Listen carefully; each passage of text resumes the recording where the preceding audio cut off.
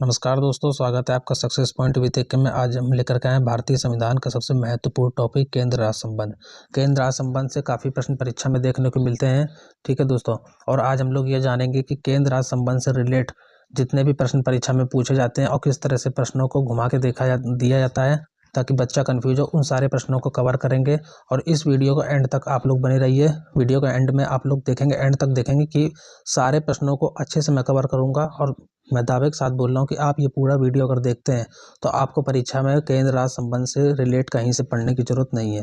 पिछले कुछ दिनों से मैं अस्वस्थ था, इसलिए मैंने वीडियो नहीं बनाई, लेकिन अब कंटिन्यू डेली वीडियो आएगी। ठीक है, चलिए आज शुरू करते हैं बिना किसी देरी का। आज का जो पहला प्रश्न है दिया है कि निम्नलिखित में से किसने राज्यपाल के पद की समाप्ति के लिए अनुशंसा की थी। किसने राज्यपाल पद के लिए समाप्ति की अनुशंसा की थी? तो ऑप्शन ए राजमन्नार समिति, ऑप्शन बी सरकारीय आयोग, ऑप्शन सी राज्यपाल सम्मेलन या ऑप्शन डी पहला प्रशासनिक सुधार आयोग।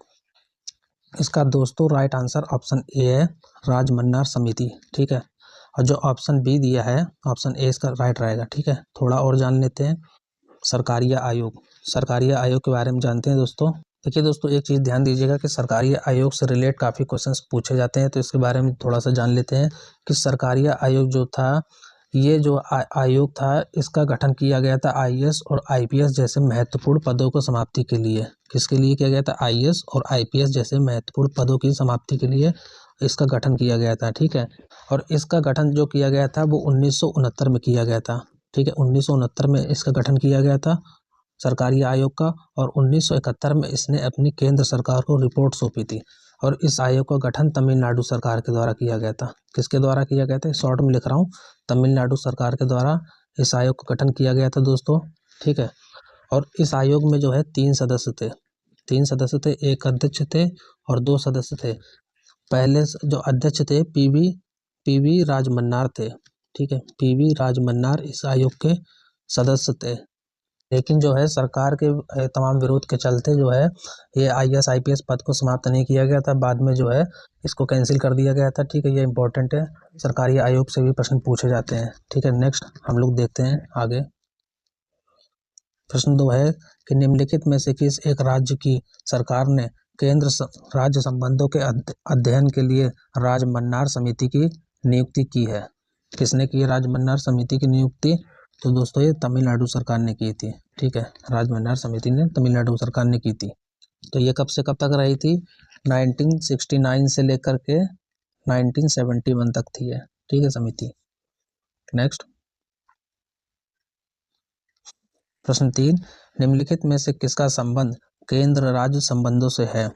तो ए पल्लवी रिपोर्ट, बी राजमन्नार समिति रिपोर्ट, सी करारोपण प्रणाली जांच आयोग रिपोर्ट या डी उपरोक्त में से कोई नहीं। तो इसका दोस्तों right answer option B Rajamannar समिति रिपोर्ट। ठीक है, इंपॉर्टेंट है भी। नेक्स्ट प्रश्न 4, राजमन्नार समिति का सुझाव था कि कथन ए वित्त आयोग स्थायी रूप से स्थापित हो, कथन बी राज्यों को वित्तीय स्वायत्तता मिल सके। तो इसका जो राइट आंसर है ऑप्शन सी, ए और बी दोनों सही है। ठीक है, ए और बी दोनों सही है। नेक्स्ट अध्ययन समिति ने राजमन्नार समिति की सिफारिशों पर विचार किया और सुझाव क्या दिया था कि समवर्ती सूची में अधिक विषय रखे जाएं, बी अंतर्राज्यीय परिषद की स्थापना की जाए, सी आयकर एकत्रित करने की केंद्र सरकार की हो या डी अवशेष शक्तियां केंद्र सरकार के पास रहें। मतलब राजमन्नार समिति ने क्या सुझाव दिया था? तो इसका दोस्तों राइट आंसर ऑप्शन बी है, किसने दिया था? अंतर्राज्यीय परिषद की स्थापना की जाए। ठीक है, और आप जानिए कि अंतर्राज्यीय परिषद आर्टिकल 263 में आता है। ठीक है, आप लोग वीडियो देखते रहिए, आगे वीडियो को एक्सप्लेन किया जाएगा धीरे धीरे। प्रश्न 6, सामान्यता संसद किस सूची में प्रगणित विषयों पर विधि निर्माण कर सकती है? ठीक है, किस विषय पर विधि निर्माण कर सकती है संसद? ऑप्शन हम लोग देख लेते हैं दोस्तों। संघ सूची, समवर्ती सूची, राज्य सूची, संघ सूची भी और समवर्ती सूची भी। तो इसका दोस्तों राइट आंसर रहेगा ऑप्शन डी, संघ सूची और समवर्ती सूची। संसद दोनों सूचियों पर विधि निर्माण कर सकती है। थोड़ा सा इसके बारे में जानते हैं कि आपकी जो संघ सूची है, ठीक है दोस्तों, संघ सूची में 97 विषय हैं।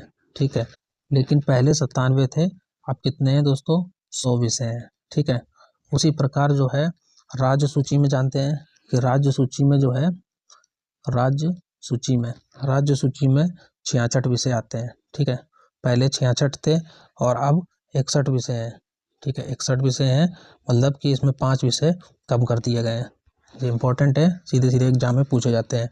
और आपकी लास्ट बची समवर्ती सूची में जो है दोस्तों 47 विषय आते हैं। ठीक है, लेकिन जो है संविधान का 42वां संशोधन हुआ। 42वां संशोधन 1976 में किया गया, और 1976 में किया गया। इसमें जो है 5 नए विषय जोड़े गए, जिसमें कुल समवर्ती सूची की संख्या 52 हो गई। तो अब प्रेजेंट टाइम में समवर्ती सूची 52 है। ठीक है, तो 5 कौन कौन से नए विषय जोड़े गए थे जो समवर्ती सूची 47 से बढ़कर के 52 हो गई? तो कौन कौन से जोड़े गए? एक, शिक्षा को जोड़ा गया, समवर्ती सूची का पार्ट बनाया गया सन 1976 में 42वें संशोधन के द्वारा। दूसरा, वन्य जीव जोड़ा गया। ठीक, वन्य जीव। तीसरा जोड़ा गया कि पक्षियों का संरक्षण, ये आप लोग नोट कर लीजिएगा, पक्षियों का संरक्षण जोड़ा गया। चौथा, वन जोड़ा गया, वन भी समवर्ती सूची का पार्ट रखा गया। और 5वां, मापतोल की जो चीज़ें होती हैं दोस्तों, मापतोल। ठीक, 5 चीज़ें जोड़ी गई थी, शिक्षा, वन्य जीव और पक्षियों का संरक्षण, चौथा वन, 5वां मापतोल। ठीक है दोस्तों, वीडियो अच्छा लग रहा हो वीडियो को लाइक, शेयर और सब्सक्राइब कर दीजिएगा। नेक्स्ट, प्रश्न 7 में दोस्तों दिया गया है कि भारत में निम्नलिखित में से किसे शिशुओं और अवयस्कों के साथ साथ आर्थिक और सामाजिक योजनाओं के लिए विधि निर्माण की शक्तियां प्रदत्त हैं? ऑप्शन हम लोग देख लेते हैं। ऑप्शन ए, केवल केंद्रीय सरकार को। ऑप्शन बी, केवल राज्य सरकार को। ऑप्शन सी, केंद्रीय राज्य दोनों को। या ऑप्शन डी, केवल स्थानीय सरकारों को। इसका राइट आंसर ऑप्शन सी, केंद्रीय राज्य सरकार दोनों को है दोस्तों। नेक्स्ट, प्रश्न 8, भारत के संविधान द्वारा अवशिष्ट शक्तियों को केंद्र सरकार में निहित करने से क्या होता है? तो ऑप्शन ए, भारत एक संघीय राज्य व्यवस्था है। ऑप्शन बी, भारत ना तो संघीय और ना ही एकात्मक। ऑप्शन सी, भारत अर्ध संघीय। या ऑप्शन डी, भारत राज्य व्यवस्था का एकात्मक स्वरूप है। उसका right answer option D, Bharat राज्य व्यवस्था का एकात्मक स्वरूप है। नेक्स्ट, प्रश्न 9, भारतीय संविधान के अधीन अवशिष्ट शक्तियों के बारे में निम्नलिखित कथनों में से कौन सा कथन सही है? तो कौन सा कथन सही है? तो इसका ऑप्शन ए देख लेते हैं, अवशिष्ट शक्तियां संघ की संसद को दी गई हैं। ऑप्शन बी, अवशिष्ट शक्तियों के मामले में भारत का संविधान ऑस्ट्रेलिया के संविधान का अनुसरण करता है। ऑप्शन सी, भारत के संविधान की अनुसूची 7 में अवशिष्ट शक्तियों की सूचियां दी गई हैं। ऑप्शन डी, भारत का शासन अधिनियम 1935 में अवशिष्ट शक्तियों के गवर्नर जनरल के हाथों में सौंप दी गई हैं। दोस्तों, इसका जो राइट आंसर है ऑप्शन सी, ऑप्शन तीसरा रहेगा, पहला और चौथा, ऑप्शन ए और ऑप्शन डी इसका राइट आंसर है। ठीक है दोस्तों, इसका राइट आंसर जो है पहला और डी वाला है। कहाँ गया आपका प्रश्न? इसका जो राइट आंसर दिया है ए वाला और डी वाला है। ठीक है, बी वाले में लिखा है अवशिष्ट शक्तियों के मामले में भारत का संविधान ऑस्ट्रेलिया के संविधान से लिया गया है। यह ऑस्ट्रेलिया नहीं दोस्तों, कहाँ से लिया गया है? कनाडा के संविधान से लिया गया है। ठीक है, कनाडा के संविधान से ली गई अवशिष्ट शक्तियों के बारे में। नेक्स्ट, प्रश्न 10, संविधान की विषय सूचियों में दिए गए विषयों के अतिरिक्त विषयों पर कौन कानून बना सकता है? ठीक है, तो ऑप्शन देख लेते हैं। ऑप्शन ए, सर्वोच्च न्यायालय। ऑप्शन बी, संसद। ऑप्शन सी, राज्य विधानमंडल। या ऑप्शन डी, क्षेत्रीय परिषदें। तो कौन कानून बना सकता है? इसका राइट आंसर ऑप्शन बी, संसद बना सकता है। ठीक है, संसद जो है, संसद आर्टिकल 248 के तहत जो है अवशिष्ट शक्तियों पर कानून बना सकता है, जो कि कनाडा के संविधान से ली गई हैं। ठीक है दोस्तों, ध्यान दीजिएगा। नेक्स्ट, प्रश्न 11, संघ विधायिका राज्य सूची में शामिल किसी विषय पर केवल तभी कानून बना सकती है जब राष्ट्रपति का आदेश हो। बी, राज्यसभा इसके लिए प्रस्ताव पारित करे। सी, स्पीकर आज्ञा दे। या डी, राष्ट्रीय आपातकाल हो। तो इसका दोस्तों right answer option B, Rajya Sabha इसके लिए प्रस्ताव पारित करे। ठीक है दोस्तों, तो ये आता है 249 के तहत, अनुच्छेद 249 के तहत, आर्टिकल 249 के तहत जो है संसद राज्य सूची के विषय पर कानून बना सकती है। ठीक है दोस्तों, इम्पोर्टेंट है, सीधे सीधे पूछा जाता है। राज्य सूची के विषय पर कानून संसद किस अनुच्छेद के तहत बना सकती है? 249 के तहत। नेक्स्ट प्रश्न 12, राज्यसभा का एकमात्र कार्य क्षेत्र है। तो ए आपातकाल की घोषणा का अनुमोदन, बी राज्यों का निर्माण और विलोपन, सी उपराष्ट्रपति का चुनाव, या डी संसद को राज्य सूची के विषय पर कानून बनाने के लिए अधिकृत करना। इसका दोस्तों राइट आंसर है ऑप्शन डी, संसद को राज्य सूची के विषय पर कानून बनाने के लिए अधिकृत करना। ठीक है दोस्तों, ये किस अनुच्छेद के तहत है? 249 के तहत, जो पिछले बताया था अभी। नेक्स्ट प्रश्न 13, भारतीय संसद राज्य सूची के विषय पर विधायन नहीं कर सकती है जब तक नहीं कर सकती है भारत का राष्ट्रपति उसे ऐसा करने का निर्देश दे नहीं, राज्यसभा प्रस्ताव पारित करे कि ऐसा करना राष्ट्रीय हित में आवश्यक है। तो ये वाला दोस्तों सही है। ठीक है, और चौथा राष्ट्रीय आपातकाल हो। ठीक, जब तक राष्ट्रीय हित में हो और राष्ट्रीय आपातकाल हो, दो कारण हो, तब तक कर सकती है। तो इसका राइट आंसर दोस्तों ऑप्शन डी, दूसरा और चौथा।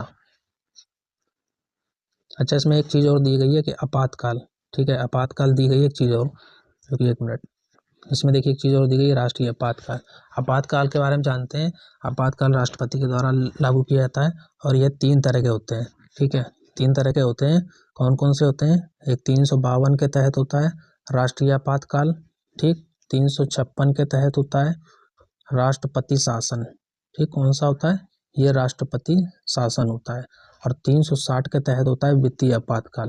ठीक है, जो आपका 356 है राष्ट्रपति शासन, ये सिर्फ राज्यों में लगाया जाता है। सीधे सीधे पूछा गया है पीसीएस में, ये राज्यों में लगाया जाता है। राष्ट्रपति शासन राज्यों में लगाया जाता है और केंद्र में नहीं लगता है। ठीक, केंद्र में नहीं लगता है कभी भी राष्ट्रपति शासन।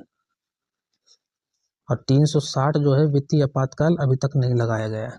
ठीक, अभी इसकी नौबत आई नहीं है। एक बार आई थी 1990-91 के आसपास, उस समय कोशिश हुई थी, लेकिन मनमोहन सिंह की जो सरकार थी, माननीय प्रधानमंत्री मनमोहन सिंह जी ने जो है अपनी नीतियों से इस चीज़ को रोक लिया था। ठीक, ऐसी नौबत नहीं आई थी कि लगे।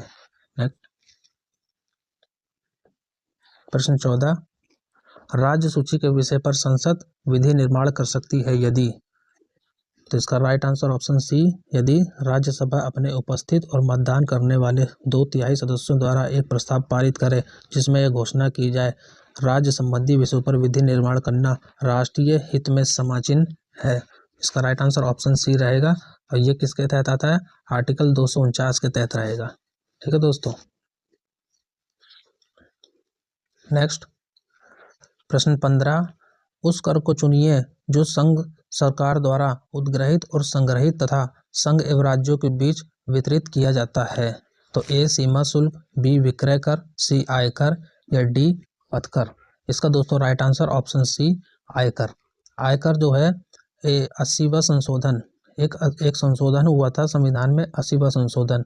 इसमें यह कहा गया था कि संघ सूची में वर्णित सभी विषयों को केंद्र व राज्यों के मध्य विभाजित किया जाएगा। मतलब जो आपकी जो संघ सूची है, इसमें जो जितने भी विषय आएंगे, ठीक है, इसका विभाजन केंद्र, सेंट्रल प्लस स्टेट, केंद्र व राज्यों के मध्य किया जाएगा। ये 80वां संशोधन के तहत कहा गया था। ठीक है दोस्तों, नेक्स्ट प्रश्न 16, निम्नलिखित में से कौन सा कथन सही है? ए राज्य संघ सूची पर अधिकार रखते हैं, बी राज्य संघ तथा राज्य सूची पर अधिकार रखते हैं, सी अवशिष्ट शक्तियां राज्यों के अधीन है, या डी तीनों सूचियों के विषय में परस्पर व्यापन होने से संघीय व्यवस्थापिका को प्रधानता दी जाती है। इसका राइट आंसर ऑप्शन डी, तीनों सूचियों के विषय में परस्पर व्यापन होने से संघ सरकार को संघ सरकार को प्रधानता दी जाती है। ठीक है दोस्तों, इंपॉर्टेंट है, समझिए इसको। अभी थोड़ा समझाते हैं आपको कि ये व्यवस्था किस अनुच्छेद के तहत है। कि मतलब कि अगर संघ सूची है, उसमें से तीनों में प्रधानता राज्य, देखो तीनों सूचियों में, संघ सूची, राज्य सूची और समवर्ती सूची में प्रधानता केंद्र सरकार को पहले दी जाएगी, राज्यों को बाद में दी जाएगी। यह व्यवस्था किस अनुच्छेद के तहत है? यह अनुच्छेद 254 में व्यवस्था की गई है। ठीक है, 254 में दी गई है ये व्यवस्था, सॉरी 254 नहीं, 248 में दी गई है, 248 में व्यवस्था है। ठीक है, नेक्स्ट प्रश्न 17, केंद्र तथा राज्यों के बीच शक्तियों के वितरण के लिए भारत का संविधान 3 संचयों को प्रस्तुत करता है। निम्नलिखित अनुच्छेदों में से कौन से अनुच्छेद शक्तियों के वितरण को विनियमित करते हैं? तो इसका राइट आंसर ऑप्शन ए अनुच्छेद 245 और अनुच्छेद 246 शक्तियों को विनियमित करते हैं। ठीक है दोस्तों, अनुच्छेद 245। नेक्स्ट प्रश्न 18, केंद्र सरकार केंद्र राज्य संबंधों में राज्यों की स्थिति नगर पालिका की तरह होती है। राज्यों की स्थिति नगर पालिका की तरह होती है। ए एकल नागरिकता, बी केंद्र राज्यों की शक्तियों का वितरण, सी स्वतंत्र न्यायपालिका, या डी वित्तीय रूप से राज्य की केंद्र पर निर्भरता। राइट आंसर ऑप्शन डी वित्तीय रूप से राज्य की केंद्र पर निर्भरता। ठीक है, एकल नागरिकता के बारे में थोड़ा जानते हैं। एकल नागरिकता हमारे संविधान में जो है अनुच्छेद 5 से 12 तक है। नागरिकता तो संविधान 5 से 12 तक है। ठीक है, अभी आपसे पूछेंगे कि नागरिकता किस देश के संविधान से ली गई है, तो आप लोग बताओगे अमेरिका से। देखिए, नागरिकता के जो कुछ पार्ट है वो अमेरिका से लिए गए हैं। ठीक है, लेकिन अमेरिका में दोहरी नागरिकता राज्यों में लगे और वहाँ के देशों में लगे। लेकिन यहाँ पूछा गया है कि एकल नागरिकता जो है वो इंग्लैंड के संविधान से ली गई थी। ठीक, इंग्लैंड के संविधान से ली गई थी। एक्ट 1935 के तहत इसको अप्लाई किया गया था, और 1955 के तहत 1955 के तहत। ये इम्पोर्टेंट है सीधे। नेक्स्ट 19 भारत में केंद्र राज्य संबंध प्रभावित होते हैं। तो इसका जो दोस्तों राइट आंसर रहेगा ऑप्शन डी 2, 1, 2, 3 और 4। ठीक, संविधान के प्रावधानों से, नियोजन प्रक्रिया से, और सी राजनीतिक अंतर्निरोधों के हुक्म प्रबंधता चलाने से। देखिए, इसमें ऑप्शन भी गलत है। ठीक है, इसका जो राइट आंसर पहला, दूसरा और तीसरा रहेगा। पहला, दूसरा और तीसरा है, इसमें ऑप्शन में नहीं है, आप लोग नोट कर लीजिएगा। चौथा वाला नहीं है। ठीक, ये वाला जो चौथा वाला है ना, ये नहीं रहेगा, बाकी तीनों है। ठीक, केंद्र राज्य संबंध प्रभावित है।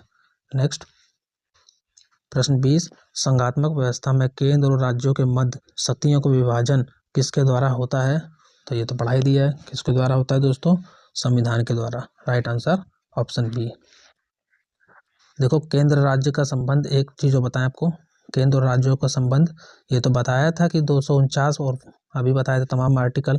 ठीक है, और ये 7वीं अनुसूची में आता है। 7वीं अनुसूची में केंद्र और राज्यों के मध्य शक्तियों का बंटवारा किया गया है। नेक्स्ट प्रश्न 21, लिखा है कि संघात्मक राज्य में केंद्र व राज्यों की शक्तियों में परिवर्तन किसके द्वारा किया जा सकता है? संघात्मक राज्य में केंद्र व राज्यों की शक्तियों का परिवर्तन किसके द्वारा किया जा सकता है? तो दोस्तों ये किया जाता है संविधान संशोधन के द्वारा। राइट आंसर ऑप्शन सी संविधान संशोधन के द्वारा किया सकता है। नेक्स्ट प्रश्न 22, सरकारीय आयोग निम्नलिखित में से किसके संबंध में संस्तुतियां दी थी? तो ए प्रशासनिक सुधार के संबंध में, बी केंद्र राज्य संबंध में, या सी पंचायत संबंध में, या डी नगरीय शासन की व्यवस्था के संबंध में। तो इसका राइट आंसर दोस्तों जो है, इसका दोस्तों राइट आंसर जो है ऑप्शन ए प्रशासनिक सुधार। ठीक, प्रशासनिक सुधार से। नेक्स्ट प्रश्न 23, निम्नलिखित में से कौन सदस्य के रूप में सरकारीय आयोग से जुड़े नहीं थे? तो मैंने आपको सबसे पहले प्रश्न बताया था कि सरकारीय आयोग में 3 लोग थे। ठीक, 2 सदस्य थे और एक अध्यक्ष। ठीक, कौन नहीं जुड़े थे? तो जस्टिस RS सरकारिया, ये तो इसके अध्यक्ष थे। ठीक, शिवरामन और डॉक्टर R सेन इसके सदस्य थे। तो इसका right answer option C OV allegation नहीं थे, बाकी 3 थे इसमें। ठीक है, सरकारी आयोग में तमिलनाडु सरकार के द्वारा गठित किया गया था। ठीक, नेक्स्ट प्रश्न 24, सरकारी आयोग गठित हुआ था किसकी समीक्षा करने के लिए? तो संघ और राज्यों के मध्य संबंधों की समीक्षा करने के लिए। वीडियो अच्छा लगा दोस्तों तो वीडियो को लाइक, शेयर, सब्सक्राइब कर दीजिएगा।